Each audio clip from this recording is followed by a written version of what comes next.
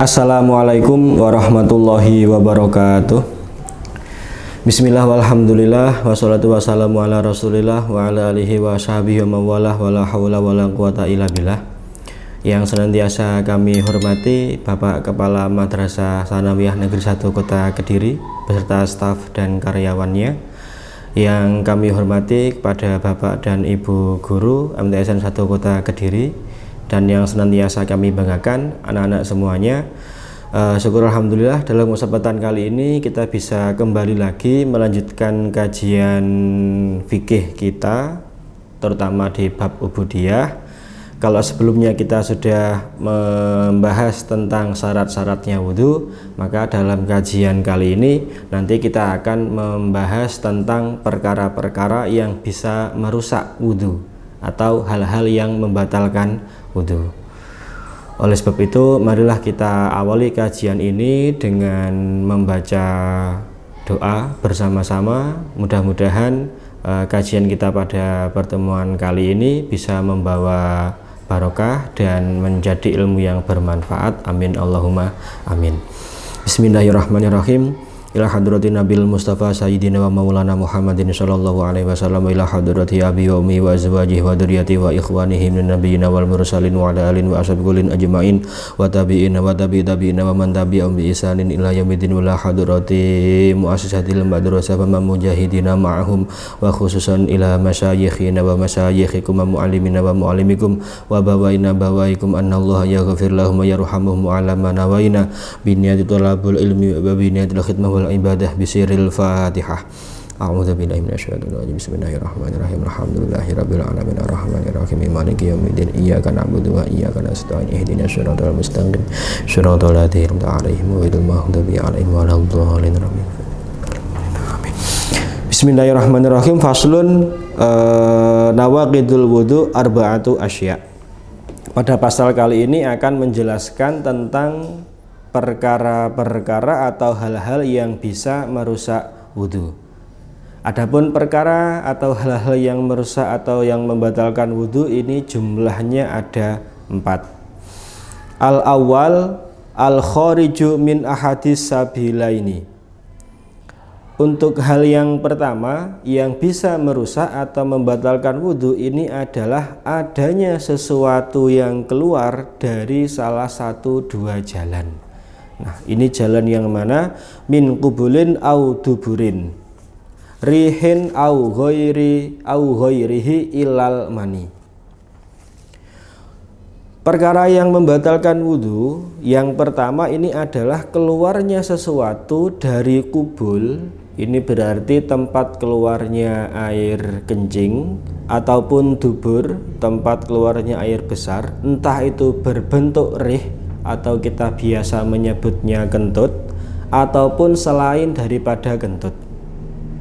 Artinya kalaupun sesuatu itu keluar dari dua jalan tersebut, entah berupa apapun itu, entah benda cair, benda padat maupun gas seperti angin ini tadi, maka hal itu bisa membatalkan wudhu.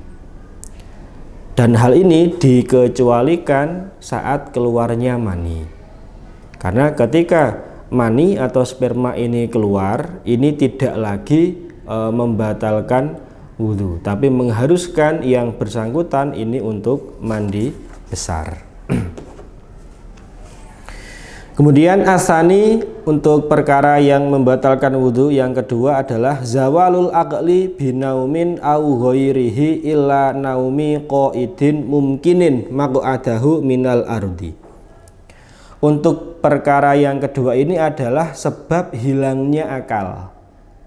Jadi saat kita kehilangan akal, ya, entah dengan sebab kita tertidur ataupun yang lainnya. Selain daripada tidur ini mungkin juga pingsan, ataupun mungkin juga seperti mabuk. Artinya akal sehat kita ini hilang ketika itu, maka ini membatalkan wudhu. Nah, khususnya untuk tidur ini mengecualikan daripada tidurnya orang yang duduk. Orang yang duduk ini tidurnya tidak tidak akan membatalkan wudhunya apabila saat orang tersebut duduk ini memungkinkan, ya, mohon maaf, untuk pantatnya ini benar-benar menempel di lantainya itu sehingga tidak memungkinkan adanya angin yang keluar, seperti itu. Jadi kalaupun toh misalkan tidurnya ini dalam duduk di kursi seperti ini, sekiranya kok angin nggak bisa keluar atau nggak bisa masuk ke pantat, maka ketika bangun ini wudhunya masih dianggap masih ada, ya. Tapi kalau tidurnya ini kok mungkin bergeser-geser meskipun duduk, maka ini sudah jelas wudhunya ini menjadi rusak atau batal.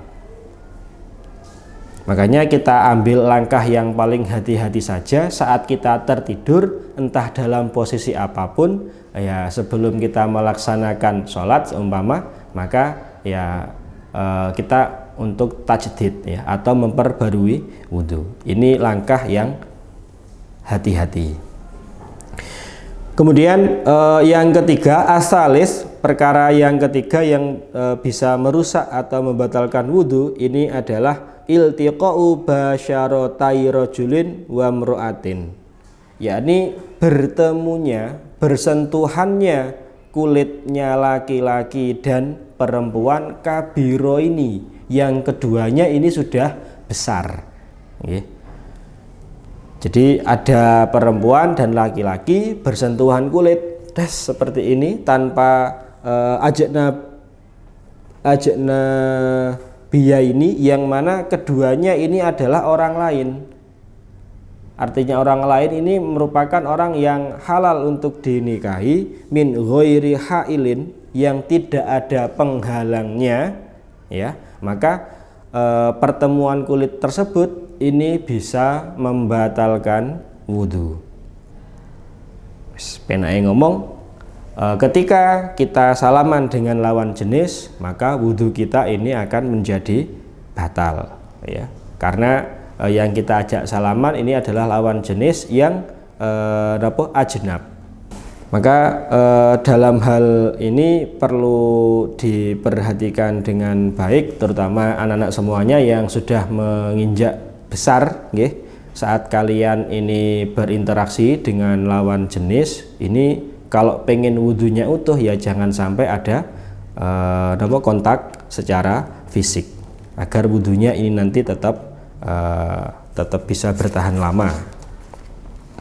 Baik, anak semuanya yang kami banggakan, kita lanjutkan lagi untuk yang terakhir daripada perkara yang membatalkan wudhu ini adalah masukubulil adami, yakni menyentuh kubul atau kemaluannya manusia, au halaqati duburihi, atau juga menyentuh lubang duburnya, bibadnir rohati au butunil asobi, dengan telapak tangan yang sebelah sini ataupun batinnya jari.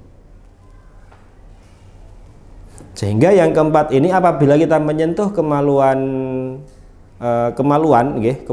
entah itu depan ataupun belakang, sekiranya kok itu menggunakan telapak tangan bukan menggunakan punggung tangan, maka ini bisa merusak wudhu. Sehingga perlu diperhatikan, yang disentuh itu intinya adalah kemaluan, entah kemaluannya sendiri ataupun kemaluannya orang lain. Baik, terkait dengan perkara yang membatalkan yang ketiga tadi, terkait dengan persentuhan kulit ini, baik yang disentuh ataupun yang menyentuh ini juga sama-sama batalnya. Demikian pula yang keempat, ketika menyentuh kemaluan, baik kemaluannya sendiri ataupun orang lain, ini tetap yang disentuh ataupun yang menyentuh, maka ini wudhunya menjadi batal. Nah, anak-anak semuanya yang kami banggakan, sekedar menambahkan materi terlepas dari hal-hal yang membatalkan wudhu yang jumlahnya ada 4 tadi, kita refleksikan bersama-sama. Yang pertama, adalah wudhu itu batal karena sebab adanya sesuatu yang keluar dari dua jalan tadi, entah kubul ataupun dubur, entah berbentuk apapun itu, benda padatkah, benda cairkah, ataupun benda gaskah, itu bisa membatalkan wudhu. Terus yang kedua adalah sebab hilangnya akal, ya, entah dengan cara tidur ataupun yang lainnya. Sedangkan yang ketiga karena bersentuhan kulit antar lawan jenis. Kemudian yang keempat ini menyentuh kemaluan menggunakan telapak tangan. Nah, perkara 4 ini membatalkan wudhu kita. Untuk tambahan ini perlu kami sampaikan anak-anak semuanya yang kami banggakan, bahwasanya sebaiknya dalam keseharian ini kita senantiasa untuk menjaga wudhu kita, atau dawamul wudhu, bahasanya seperti itu. Artinya bagaimana kita menjaga kesucian kita, ya, suci dari hadas kecil terutama, dengan cara melanggengkan wudhu. Dengan demikian, apakah berarti tidak diperbolehkan saat misalkan kita kebelet kentut terus harus kita tahan? Mboten. Artinya begini, saat kita sudah berhadas sehingga wudhu kita ini rusak ataupun batal, maka kita segera untuk memperbarui wudhu. Nah, inilah yang dimaksudkan dengan dawamul wudhu. Nah, apa keuntungan atau benefitnya saat kita ini melanggengkan wudhu kita? Bahwasanya disampaikan atau didhawuhkan oleh beliau Nabi Muhammad SAW, innal malaikata yastaghfiruna lil insan. Jadi dawuhnya Kanjeng Nabi itu, malaikat ini akan senantiasa memintakan ampunan kepada manusia, kepada seseorang, ala toharotin, yang mana orang tersebut ini menjaga kesuciannya, menjaga wudhunya, menjaga wudhunya. Sehingga salah satu keuntungan daripada dawamul wudhu ini, kita akan senantiasa mendapatkan doa ampunan, dan yang mendoakan ini adalah para malaikat. Oleh karenanya sekali lagi, dalam perkara-perkara yang membatalkan wudhu ini, apabila salah satunya menimpa di kita dan wudhu kita menjadi batal, maka alangkah baiknya kita sesegera mungkin untuk memperbarui wudhu kita. Mudah-mudahan kajian kita kali ini bisa kita praktekkan, bisa kita amalkan dalam kehidupan sehari-hari, sehingga kita ini senantiasa bisa menjaga wudhu ataupun kesucian diri kita. Demikian yang dapat kami sampaikan, banyak kekurangannya mohon maaf. Al-afu minkum. Wassalamualaikum warahmatullahi wabarakatuh.